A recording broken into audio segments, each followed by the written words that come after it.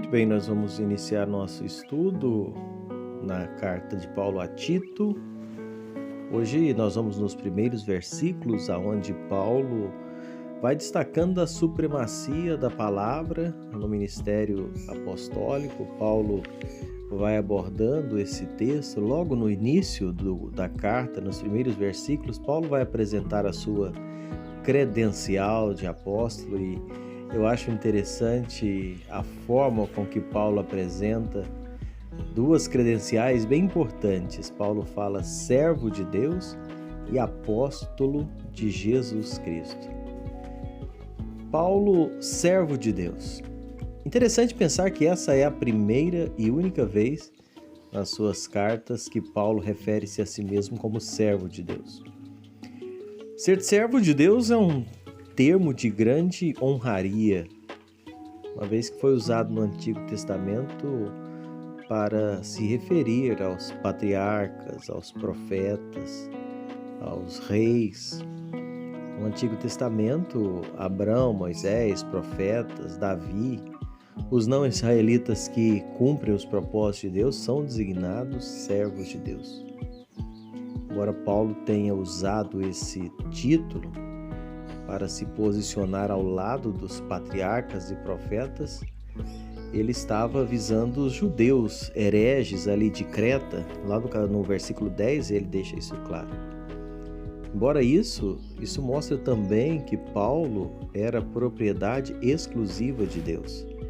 Ele estava a serviço de Deus, como servo de Deus.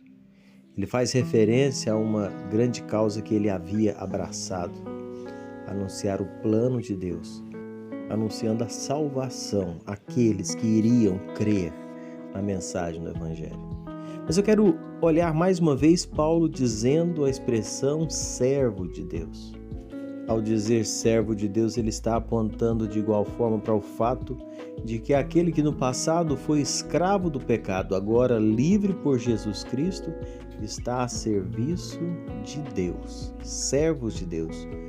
Aqueles que não são servos de Deus, de forma bem direta, a gente diz pela palavra de Deus, são servos do pecado. Escravo das próprias paixões, estão a serviço das suas concupiscências. Sabe, nós não deveríamos nos envergonhar de sermos chamados de servos de Deus. Servos de Deus, escravos do Rei dos Reis, Senhor dos Senhores.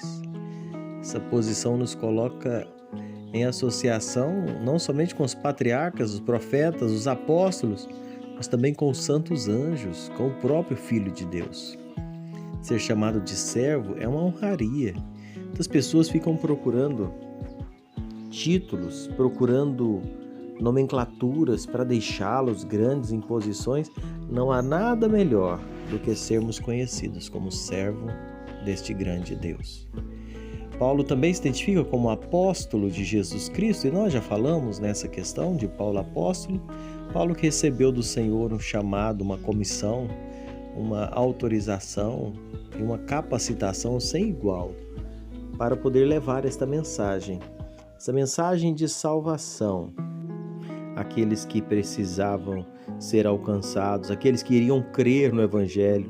Então Paulo, servo, Paulo, apóstolo de Cristo Jesus. Quando nós avançamos e seguimos olhando, ele diz: olha, estou aqui para promover a fé dos eleitos de Deus. Paulo se relaciona o seu ministério com a salvação daqueles que iriam crer. Paulo é o portador daquela mensagem de salvação. Aqueles que um dia iriam receber esta mensagem, iriam abrir os seus corações. Aqueles que Deus, na sua infinita sabedoria, sabia que seriam salvos. E então Paulo é aquele instrumento nas mãos de Deus para levar esta mensagem de salvação para aqueles que creem, aqueles que irão se entregar, os eleitos que creem mediante o ministério da palavra. E é a função de Paulo. que coloca aqui levar a mensagem, levar a palavra, anunciar esta mensagem de salvação, promover o pleno conhecimento da verdade, diz o versículo 1. O apóstolo Paulo era o embaixador da verdade. O seu ministério tinha como uma plataforma principal oferecer aos pecadores o pleno conhecimento da verdade. E essa verdade é a verdade revelada, é o evangelho da graça. Essa verdade não é outro senão o evangelho cristão, que tem como propósito a promoção da piedade, de uma nova vida, de uma nova maneira de viver. O pleno conhecimento da verdade explica qual é a natureza dessa fé, pois não há fé sem conhecimento. E Paulo diz, olha, estou aqui para promover o pleno conhecimento. A fé evangélica não é uma fé cega, nem uma fé mística, mas é uma fé estribada no pleno conhecimento da verdade.